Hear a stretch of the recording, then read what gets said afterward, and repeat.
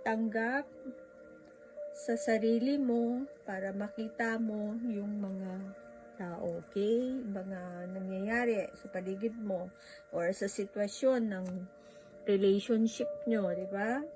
Baka hindi na healthy yung yung relationship nyo, kailangan mo nang tanggapin, di ba?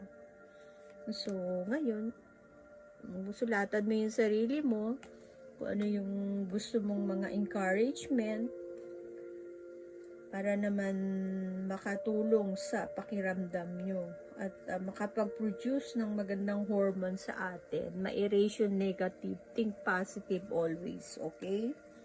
So, this is your reading. Acceptance, distance sa relationship, and a love letter para sa iyo. Okay? So, hindi naman